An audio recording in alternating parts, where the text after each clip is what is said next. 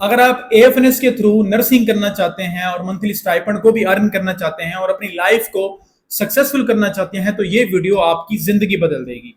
ये आपके सामने ज्वाइन पाक आर्मी के थ्रू जो है एएफएनएस के एडमिशन ओपन कर दिए गए हैं और आज 29 जून को इसकी जो रजिस्ट्रेशन है वो स्टार्ट कर दी है। आपके सामने आपको शो हो रहा है और ये जो आपकी अप्लाई की डेट है वो 13 अगस्त 2026 तक है। इस ड्यूरेशन के दौरान आपने अप्लाई करना है, रजिस्ट्रेशन करना है ऑनलाइन अपनी जो ज्वाइन पाक आर्मी की वेबसाइट के ऊपर आपने जाके करना है। हम आपके सामने ये आपको करके दिखाते हैं। आप जैसे गूगल के ऊपर आएंगे और यहाँ पे आपने टाइप करना है ज्वाइन पाक आर्मी, ऐसे आप क्लिक करेंगे। क्लिक करने के बाद याद रहे कि आज 29 जून है और मैं वेबसाइट के ऊपर क्लिक कर रहा हूँ, लेकिन वेबसाइट जो है वो ओपन नहीं हो रही। इसकी वजह यह है कि आज पहला दिन है रजिस्ट्रेशन का और इसकी वजह से ये वेबसाइट ओपन नहीं हो रही। तो वेबसाइट को जैसे ही ओपन होगी तो हमारी नेक्स्ट वीडियो आ जाएगी जिसमें हम आपको डिटेल में बताएंगे कि आपने अप्लाई कैसे करना है। और अगर आपने हमारी टीम के थ्रू अप्लाई करवाना हो तो नीचे दिए हुए नंबर के ऊपर राब्ता करके अप्लाई भी करवा सकते हैं। अब जो मजीद डिटेल्स आपको जानने की जरूरत है उसके डिस्कस हम थोड़ा सा कर लेते हैं। एक तो आपकी एज जो है at the time of apply 17 से 25 साल होनी चाहिए ऑन द नवंबर 1 2026 मींस के 1 नवंबर 2026 तक आपकी एज 17 साल से ज्यादा और 25 साल से कम होनी चाहिए, या कंप्लीट 25 साल होनी चाहिए या 17 साल होनी चाहिए, इससे ज्यादा या कम नहीं होनी चाहिए। और आपके मैट्रिक के अंदर जो है वो 60% मार्क्स होने चाहिए और एफएससी के अंदर आपके 50% मार्क्स होने चाहिए। उसके बाद हम बात करते हैं एलिजिबिलिटी की। अगर आप अनमैरिड हैं और तो आप अप्लाई कर सकते हैं जो आफ्टर एफएससी, ठीक है। और मिनिमम एजुकेशन जो है एफएससी प्री मेडिकल आपकी होनी चाहिए। नेशनैलिटी आपकी पाकिस्तान होनी चाहिए। मिनिमम मार्क्स आपने मैंने बताए हैं कि मैट्रिक में 50% और मैट्रिक के अंदर 60% और एफएससी के अंदर 50% मार्क्स होने चाहिए। उसके बाद फिजिकल एंड मेडिकल स्टैंडर्ड्स के अंदर आपकी हाइट जो है, देखिए आपने अप्लाई करने से पहले इस एलिजिबिलिटी क्राइटेरिया को लाजमी देखना है। अगर आपका ये एलिजिबिलिटी क्राइटेरिया नहीं मीट हो रहा तो आप अप्लाई ही ना करें, आपका नहीं होना, आपको रिजेक्शन हो जाएगी। आप जैसे ही इनिशियल मेडिकल के अंदर जाएंगे तो आपको रिजेक्ट कर दिया जाएगा due to your height, due to कोई है आपका रीजन हो सकता है। इसके अंदर आपकी हाइट जो है वो मिनिमम 5 फीट होनी चाहिए, मीन्स के 152.4 सेंटीमीटर होनी चाहिए। एज को जो है वो आपकी 25 साल होनी चाहिए 1 नवंबर तक, ठीक है। वेट आपका बीएमआई के अकॉर्डिंग होना चाहिए। बीएमआई कैलकुलेटर आपने इस पर क्लिक किया बेटा तो ये आपके सामने आ जाएगा। बीएमआई कैलकुलेटर पहली वेबसाइट है, इसके ऊपर आप क्लिक करें और यहाँ पे आपने अपनी एज डालनी है और आपने अपना जेंडर फीमेल डालना है, अपनी हाइट आपने 5 फीट डालनी है और आपने अदर यूनिट्स में जैसे क्लिक करेंगे, ठीक है। तो यहाँ पे मैं इसको कर लेता हूँ, मैं इसको पाउंड्स में ही आपको करके दिखा देता हूँ, ठीक है। वैसे आप इसको केजी के अंदर भी कर सकती हैं। अब पाउंड तकरीबन 1 पाउंड जो है वो 2 केजी के बराबर होता है, तो हम इसमें 120 पाउंड डाल देते हैं एग्जाम्पल के तौर पे। अब आपने इसको कैलकुलेट करना है। अब जैसे आपने कैलकुलेट किया तो ये देखिए आपको क्या बता रहा है, आपका बीएमआई मैंने नॉर्मल एक डाला है, बीएमआई जो है वो 23.4 केजी पर मीटर स्क्वायर जो है वो आपको आ रहा है। अब ये नॉर्मल आपका बीएमआई, अगर आपका बीएमआई ओवरवेट में आएगा या अंडरवेट में आएगा तो आपको प्रॉब्लम होगी, आपको रिजेक्ट कर दिया जाएगा, ठीक है। तो आपका बीएमआई भी जो है वो भी प्रॉपर होना चाहिए। उसके बाद आई साइट की बात करें तो आपकी 6/6 होनी चाहिए, विद ग्लासेस या विदाउट ग्लासेस आपकी आई साइट जो है 6/6 होनी चाहिए, मीन्स कि आपको ग्लासेस भी हैं लेकिन आपकी विजन बिल्कुल ठीक है तो कोई इशू नहीं है। उसके बाद आपकी जो ट्रेनिंग है ना बेटा, आपकी जो डिग्री प्रोग्राम है, जो आपकी बीएसएन की डिग्री है वो आप इस AFPG army force post graduate medical institute Rawalpindi से भी आप कर सकते हैं। लाहौर, खारियां, मुल्तान, भावलपुर, कोयटा और पीएनएस शिफा कराची से भी आप ये 4 साल की डिग्री अपनी कंप्लीट करेंगे। इसको कंप्लीट करने के बाद आपने ट्रेनिंग अपनी कहाँ करनी होगी, रावलपिंडी सीएमएच खारियां के अंदर, जो कि 12 वीक्स की होगी। अब ये सारी डिटेल्स आपको बता रहा हूं जो कि आपको जानना जरूरी है और इसके एंड के ऊपर हम आपको इनिशियल टेस्ट की तैयारी भी करवाएंगे ताकि आप इनिशियल जाके इसका कवर कर सकें। अगर आपने बीएसएन किया हुआ है तो फिर आप अगर फॉर बीएससी नर्सिंग आपने बीएसएन के लिए अप्लाई करना है तो आपके एफएससी में मिनिमम 50% मार्क्स होने चाहिए पार्ट 1 में, मींस के अगर आपके सेकंड पार्ट का रिजल्ट नहीं आया तो कोई इशू नहीं है, आप होप सर्टिफिकेट के ऊपर अप्लाई कर सकते हैं। मींस के वो तमाम लड़कियां जिन्होंने एफएससी के पेपर दिए हुए हैं और उनका रिजल्ट अभी तक नहीं आया वो अपने फर्स्ट ईयर की मार्क्स की बेस के ऊपर अप्लाई कर सकती हैं, लेकिन प्रिंसिपल के साइन शुदा होप सर्टिफिकेट उनके पास लाजमी होना चाहिए, ठीक है। और जब बाद में उनका प्रोसेस चलता रहेगा, जब बाद में आपको बोला जाएगा कि आपने अपनी एफएससी की मार्कशीट को जो है वो सबमिट करवाना है। अब जो ट्रेन नर्सेज है उनके लिए ये क्राइटेरिया है कि उनको जो है ना इन तमाम रीजन से वेलकम किया जा रहा है और उनके पास जो है एक पीएनसी का लाइसेंस होना चाहिए, ठीक है, और उनके पास कोई स्पेशलाइजेशन अगर है जैसे आईसीयू के अंदर, ऑपरेशन थिएटर के अंदर, सीसीयू के अंदर, तो वो क्या कर सकते हैं, उनको प्रेफरेंस दी जाएगी। मींस कि आप में से वो स्टूडेंट्स जो नर्सिंग के स्टूडेंट्स हैं इस टाइम, तो वो after year their completion of degree भी एएफएनएस को ज्वाइन कर सकते हैं। उसके बाद हमारे पास नेक्स्ट है इनिशियल रैंक। जब आप ज्वाइन करेंगे पाक आर्मी को as a armed force nursing services, तो आपको कमीशन लेफ्टिनेंट का जो है वो रैंक दिया जाएगा। ड्यूरेशन जो है आपकी 4 साल की है और 1 साल का आपको 1 साल की आपको मिलिट्री ट्रेनिंग दी जाएगी फॉर ट्रेन नर्सेज, ठीक है। आपके उसके बाद आपने 10 साल के लिए आर्मी को सर्व करना होगा, 10 साल का आपका बॉन्ड साइन होगा और आपको मंथली स्टाइपेंड जो है वो 60,000 से 60,000 50,000 जो है वो पर मंथ आपको स्टाइपेंड दिया जाएगा। उसके बाद हमारे पास एलिजिबिलिटी, अगर आप मेडिकली अनफिट हैं, आप ओवरवेट हैं, रिजेक्टेड रिजाइंड हैं, पीएनसी रजिस्ट्रेशन आपके पास नहीं है, या कोई आपके ऊपर कोई एफआईआर हुई थी, आपको 2 दफा जो है वो जीएचक्यू से रिजेक्ट किया गया था, तो आप इनएलिजिबल हैं। आपने फ्रेश एफएससी क्यों किया, आपने कहीं अप्लाई नहीं किया, आप पहली दफा अप्लाई कर रहे हैं, तो you are eligible for apply in nursing. Okay, उसके बाद देखें डॉक्यूमेंट जो रिक्वायर्ड है बेटा, उसमें आपके पास जितनी भी आपकी मार्कशीट्स है ना, वो ओरिजिनल होनी चाहिए, उसके साथ उसकी 2 अटेस्टेड फोटोकॉपीज होनी चाहिए। आपका एफएससी, आपका मैट्रिक या फर्स्ट ईयर जो भी है, तो आपकी 2 अटेस्टेड कॉपीज होंगी और 1 ओरिजिनल होगा, ठीक है। उसके बाद आपके पास अगर आप गवर्नमेंट एम्प्लॉय हैं तो आपके पास एनओसी होना चाहिए, अटेस्टेड कॉपी होनी चाहिए डोमिसाइल सर्टिफिकेट की, फोटो कॉपीज होनी चाहिए सीएनआईसी की, ठीक है। कलर्ड पासपोर्ट साइज फोटोग्राफ्स होनी चाहिए फ्रंट और बैक, ठीक है। ये भी अटेस्टेड होनी चाहिए, और कैसे अटेस्टेड हो, फ्रंट और बैक से अटेस्टेड होनी चाहिए। तमाम डिग्रीज जो है वो एचईसी, पीईसी या पीएनएस से रजिस्ट्रेशन वेरीफाई होनी चाहिए बिफोर सबमिशन, ठीक है। ये चीजें जब आपका एडमिशन हो जाता है ना, उसके बाद ये आपकी वेरिफिकेशन चलती रहती है, लेकिन at the time of apply आपने डॉक्यूमेंट्स अपने जो है वो पेस्ट करने हैं। उसमें जब आपने टेस्ट के लिए जाना है तब भी आपने ये चीजें लेके जानी है, अपने सर्टिफिकेट्स ओरिजिनल और उसके साथ साथ उसकी 2 अटेस्टेड कॉपीज आपने लेके जानी है, और आपने ये जो चीजें ये आपने बाद में करनी है। उसके बाद how to apply for nursing, सबसे पहले आपने रजिस्ट्रेशन करनी है, ज्वाइन पाक आर्मी पे जाके आपने रजिस्ट्रेशन करनी है। फिर आपने इनिशियल टेस्ट देना है जिसके अंदर verbal non verbal academic MCQs होते हैं। फिर आपने इनिशियल मेडिकल फिजिकल टेस्ट देना है, उसके बाद फिर आपका मेडिकल एग्जामिनेशन होगा, फिर आपका इंटरव्यू कॉल होगी, और फिर आपको आपकी मेरिट लिस्ट जो है वो आप उसके अंदर आपको कॉल लेटर जो है वो आपको भेजा जाएगा, ठीक है। जो मैं डिटेल्स आपको वर्बली बता रहा हूँ ना, ये वो बिल्कुल एक्यूरेट डिटेल्स हैं, इसके ऊपर आपने फोकस करना है। उसके बाद बात करें आपके एएफएनएस के इनिशियल एंट्रेंस एग्जाम पैटर्न की, इनिशियल टेस्ट की, तो इसके बेटा 3 पार्ट्स हैं। सबसे पहला पार्ट है इंटेलिजेंस टेस्ट। अब इंटेलिजेंस टेस्ट के अंदर आपकी लॉजिकल और एनालिटिकल रीजनिंग को आइडेंटिफाई किया जा रहा होता है, और इसके अंदर वर्बल इंटेलिजेंस के 84 एमसीक्यूज होते हैं। ये मैं आपको भी बताऊंगा और मैं समझाऊंगा, ट्रिक्स बताऊंगा, आपको आइडिया हो जाएगा कि आपने किस तरह से एमसीक्यूज को जाके फेस करना है। अब इसके बाद आपके पास वर्बल इंटेलिजेंस के 84 एमसीक्यूज होते हैं और 30 मिनट्स होते हैं। मींस कि आपके पास 20 से 25 सेकंड है एक एमसीक्यूज को हल करने के लिए। इसकी टाइप्स होती हैं, 14 टाइप्स ऑफ वर्बल इंटेलिजेंस हैं, जो कि हम आपको अपने इस पेड सेशन के अंदर करवाने जा रहे हैं। जो हमारा सेशन जल्द स्टार्ट हो रहा है, तकरीबन आपका 6 जुलाई से आपका एएफएनएस का जो बैच है वो स्टार्ट हम करने जा रहे हैं। जस्ट आपके पास 5 to 6 डेज हैं, अब हमारे इस बैच के अंदर शामिल हो सकते हैं, ठीक है। उसके बाद नॉन वर्बल के इंटेलिजेंस के एमसीक्यूज हैं, वो 64 एमसीक्यूज होते हैं, और उसके लिए भी आपको 30 मिनट्स दिए जाते हैं। उसके बाद आपके पास एकेडमिक टेस्ट होता है, जिसके अंदर आपकी एफएससी का सारा पेपर जो है वो दिया गया होता है। एफएससी के सब्जेक्ट्स को आपने अच्छे तरीके से करना है, हम आपको इसके इंपॉर्टेंट टॉपिक्स बता देंगे, हम आपको तमाम वर्बल नॉन वर्बल के पास पेपर, एकेडमिक के पास पेपर आपको करवाएंगे अपने सेशन के दौरान, आपके मॉक टेस्ट करवाएंगे, आपको रिकॉर्ड लेक्चर्स प्रोवाइड करेंगे, आपको लाइव क्लासेस प्रोवाइड करेंगे। ये तमाम चीजें जब आप कर लेंगे, और आपको साइकोलॉजी बताएंगे कि आपने पर्सनैलिटी टेस्ट कैसे रैम करना है, तो आप अपने इनिशियल टेस्ट को 100% इनिशियल टेस्ट को क्लियर कर जाएंगे, ठीक है बेटा। अब इसके अंदर आपके एकेडमिक टेस्ट के अंदर बायोलॉजी, केमिस्ट्री, फिजिक्स, इंग्लिश और जनरल नॉलेज के एमसीक्यूज होते हैं। और जो पर्सनैलिटी टेस्ट है, इसके कोई मार्क्स नहीं होते, 0 मार्क्स होते हैं, लेकिन इसके अंदर आपको 150 मिनट्स के अंदर 30 मिनट्स अलाउड किए जाते हैं। अब मैं ये बड़ी इंपॉर्टेंट बात बता रहा हूं जो आपको कोई नहीं बताएगा। पर्सनैलिटी टेस्ट के अंदर आपको एनालाइज किया जा रहा होता है कि आप कौन सी चीज को कितना कंसिस्टेंसी के साथ कर रहे हो। मींस कि आपने अगर एक क्वेश्चन का आंसर एग्री में दिया था, तो वही क्वेश्चन आपको दोबारा से घुमा फिरा के दोबारा कंप्यूटर शो करेगा। तो अगर आपने उसको वहां पर डिसएग्री कर दिया या आपने उसको स्ट्रांगली एग्री कर दिया, तो वो आपकी अपनी थिंकिंग के अंदर एक जो है वो डिफरेंस आ जाएगा। तो आपने नेचुरल रिस्पॉन्स देना, जो आपके माइंड में सच हक आपको लगता है वो आपने बताना, ताकि आप उसी आंसर के ऊपर कंसिस्टेंट रह सके और पॉजिटिव आपने एटीट्यूड इसमें दिखाना होता है, ठीक है।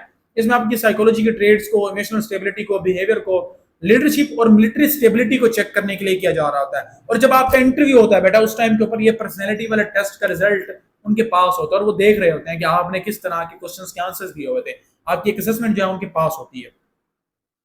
उसके बाद देखें, अब इस तरह से बेटा ये जो आपको शो हो रही है ना, ये पूरी ये आपके कंप्यूटर की स्क्रीन है।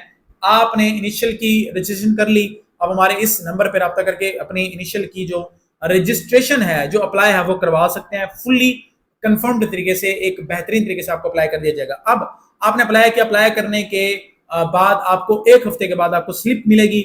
स्लिप जब मिल जाएगी, जब रजिस्ट्रेशन का टाइम अगस्त के अंदर, आई थिंक 13 अगस्त था, 13 अगस्त जो भी डेट थी, अगस्त में जब रजिस्ट्रेशन का टाइम खत्म होगा, उसके 1 वीक के बाद आपके इनिशियल की जो टेस्ट है वो स्टार्ट हो जाएंगे। और जो जितना आप लेट अप्लाई करेंगे उतना लेट आपका टेस्ट का टाइम आएगा। तो मैं आपको रिकमेंड यही करूंगा कि आपने लेट अप्लाई करना है। जब आप लेट अप्लाई करेंगे तो उसका फायदा क्या होगा, आपका टेस्ट लेट आएगा। जब टेस्ट लेट आएगा तो आपके पास टाइम बच जाएगा और आप टाइम के अंदर तैयारी कर लेंगे बेटा।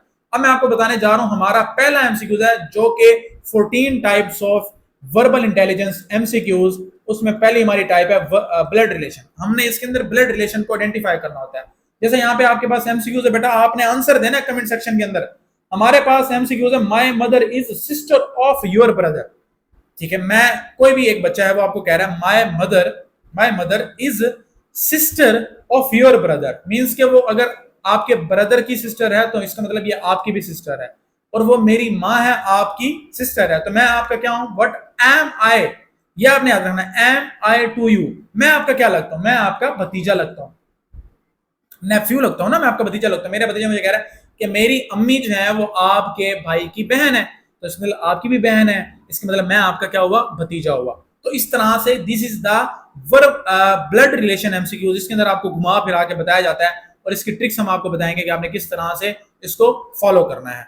उसके बाद कैलेंडर टाइप के अंदर क्या होता है कि कैलेंडर के एमसीक्यूज आते हैं। इसको मैं आपको एक ट्रिक अभी बता देता हूं। थोड़ी बहुत ट्रिक्स तो आपको भी बतानी पड़ेगी ना, ताकि आप हमारे पेड सेशन को ज्वाइन करें और तमाम ट्रिक्स को जान लें और वर्बल के और नॉन वर्बल के एमसीक्यूज को अच्छे तरीके से करें। पास करना इज नॉट मुश्किल, इज नॉट हार्ड, अच्छे मार्क्स लेने हैं। मैं आपको दोबारा एक दफा चीज दिखाता हूं। यहां पे देखो, मैंने आपको एक चीज नहीं बताई, यहां पे अगर आप देखो तो मैंने आपको एक चीज नहीं बताई। कौन सी चीज नहीं बताई, देखें जरा। मैंने ये कहा कि कैंडिडेट्स जो है वो 50% का मार्क्स सिक्योर करें।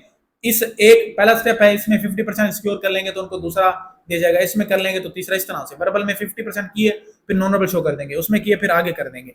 लेकिन जस्ट पास करना इज नॉट इंपॉर्टेंट बेटा। आपने अच्छे मार्क्स लेने हैं, अच्छे मार्क्स लेने हैं, हाईएस्ट मार्क्स लेने हैं। बच्चे बहुत बड़ा सवाल करते हैं, सर आर्मी के अंदर तो रेफरेंस चलता है, सर आर्मी के अंदर तो बहुत कम बच्चे सिलेक्ट होते हैं। वजह क्या है, वो तैयारी करते हैं सुपरफिशियल, वो तैयारी करते हैं किसी भी एकेडमी से, लोकल एकेडमी से कर लेते हैं, वो तैयारी करते हैं खुद। जब वो उन्होंने ट्रिक्स और टिप्स और ट्रिक्स को स्टडी नहीं किया होता तो वो एमसीक्यूज को हल तो कर आते हैं, लेकिन उनको राइट और रॉन्ग आंसर का पता नहीं होता। उसका वजह यह बनती है कि उन्होंने पास तो कर लिया होता है, लेकिन एट द टाइम जब मेरिट बनता है बेटा, जब 100 बच्चों का मेरिट बनाना है तो उसमें से हम 10 उस बच्चों को सिलेक्ट करेंगे जिसने अपने इनिशियल टेस्ट के अंदर अच्छे मार्क्स लिए हुए हैं। अब एक और चीज यहां पे नोट करनी है आपने, एफएससी की परसेंटेज कितनी मांगी है, 50%। मैट्रिक की कितनी मांगी है, 60%।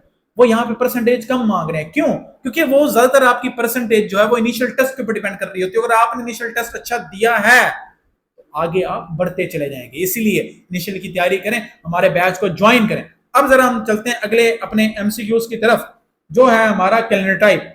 अब मैं आपको 5 अपने हाथ दिखा रहा हूं, आपने इसको देखना है। If yesterday was Sunday, what will be the day after tomorrow. अब डे आफ्टर टुमारो, डे एक, आफ्टर टुमारो टुमारो के बाद, मतलब कल के बाद का दिन, ठीक है। अब आपने इसको याद ऐसे करना है, आपने अपने हाथ को देखना है। इफ यस्टरडे वाज संडे, आपने दरमियान वाली उंगली को देखना है। यस्टरडे वाज संडे, तो यस्टरडे वाज संडे, तो टुडे क्या होगा, कल अगर संडे था तो आज क्या होगा, मंडे होगा। मंडे के बाद क्या होगा, ट्यूसडे, ये होगा टुमारो, डे आफ्टर टुमारो क्या होगा, वेडनेसडे। मंडे हमारा क्या है, संडे हमारा, मंडे हमारा टुडे है, टुमारो हमारा मंडे ट्यूसडे है, और डे आफ्टर टुमारो क्या है, वेडनेसडे है। तो यहाँ पे आंसर क्या होगा, मंडे ट्यूसडे वेडनेसडे। हमारा आंसर क्या होगा, वेडनेसडे।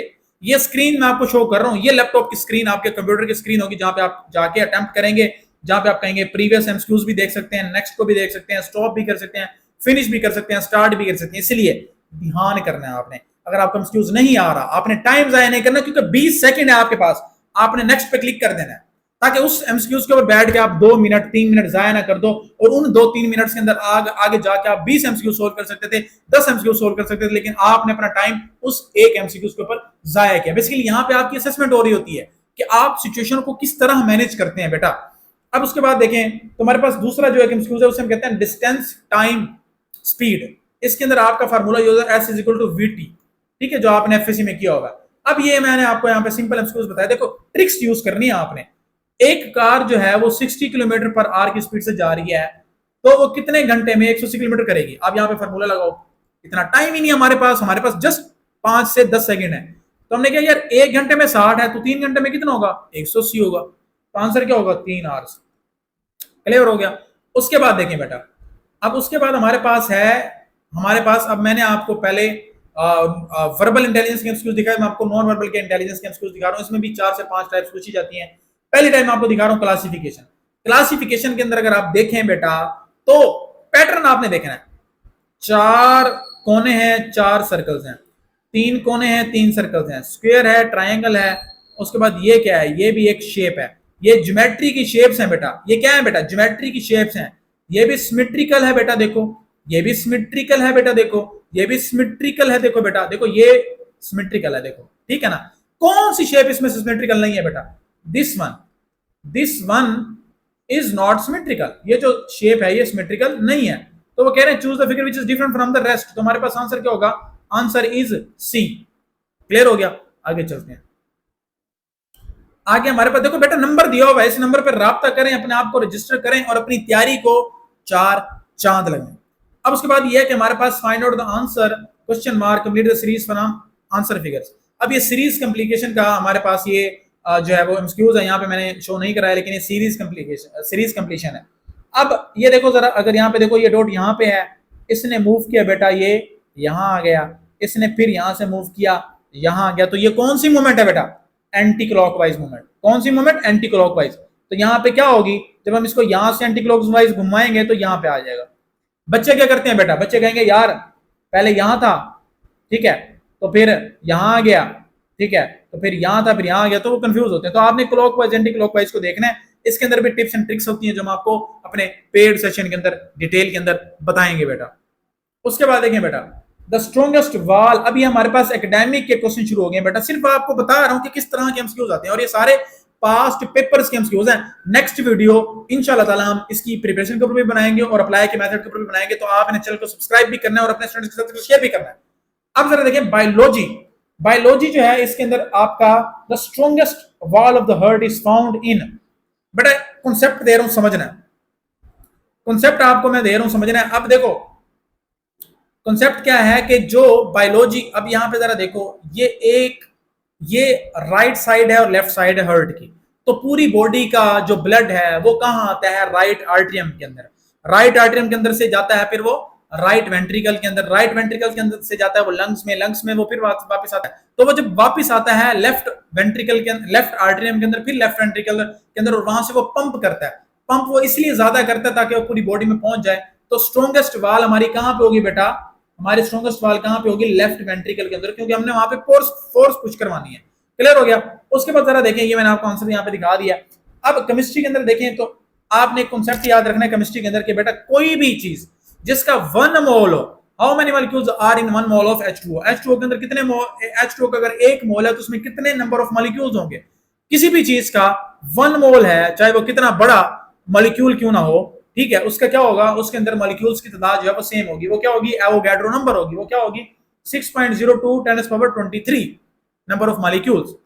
उसके बाद हमारे पास फिजिक्स के एमसीक्यूज आ गया। फिजिक्स के अंदर in order to work energy is. अब बेसिकली वर्क के अंदर हम क्या करते हैं, जैसे मैं वर्क कर रहा हूं ना, तो मैं अपने अल्फाज को, अपनी मस्कुलर एनर्जी को साउंड एनर्जी में कन्वर्ट कर रहा हूं। तो बेसिकली क्या हो रही है, जब हमने कोई वर्क करना है, कोई काम करना है, तो एनर्जी जो है वो कन्वर्ट होगी या ट्रांसफर होगी। तो हमारा आंसर यहाँ पे क्या होगा, कन्वर्टेड एंड ट्रांसफर। क्लियर हो गया। उसके बाद देखें बेटा, उसके बाद हमारे पास है जनरल नॉलेज के एमसीक्यू। अब सिटी ऑफ सेंट्स, ओलिया का शहर किसको कहते हैं, आप बताएं, आप लोग हैं वहां से, बताएं, जो वहां से है वो बताएगा बेटा कमेंट सेक्शन के अंदर। तो ओलिया का शहर जो है वो क्या है, मुल्तान, सिटी ऑफ सेंट्स। तो बेटा ये थे, इसके अंदर आपको वर्बल के एमसीक्यूज, नॉन वर्बल के एमसीक्यूज, एकेडमिक के एमसीक्यूज, जनरल के एमसीक्यूज सारे आपको बताए हैं। और इंशाल्लाह ताला पेड सेशन के अंदर आपको प्रॉपर्ली गाइड किया जाएगा, बताया जाएगा, समझाया जाएगा, मॉक टेस्ट किए जाएंगे और रिकॉर्डेड लेक्चर्स, एलएमएस की access, verbal, non verbal, academic सारा कुछ आपको मिलेगा। आप हमारे नोट्स भी बाय कर सकते हैं जो कि आपको स्क्रीन के ऊपर शो हो रहे हैं। आप और नोट्स के साथ हम फर्स्ट टाइम स्टूडेंट्स को फ्री एलएमएस की एक्सेस मींस के रिकॉर्ड लेक्चर्स दे रहे हैं। अगर आप नोट्स बाय करेंगे तो आप नोट्स बाय कर सकते हैं। अगर आप हमारे पेड सेशन को ज्वाइन करना चाह रहे हैं जिसके अंदर आपको नोट्स भी प्रोवाइड करेंगे, आपके मॉक टेस्ट भी करवाएंगे, आपको लाइव लेक्चर्स भी देंगे, आपको रिकॉर्ड लेक्चर्स भी देंगे, आपके एकेडमिक के टेस्ट करवाएंगे, आपको सारे नोट्स प्रोवाइड करेंगे, वो भी आप ज्वाइन कर सकते हैं। स्क्रीन के ऊपर आपको नंबर शो हो रहा है। तो मिलते हैं नेक्स्ट लेक्चर में, तब तक दीजिए इजाजत। अल्लाह हाफिज।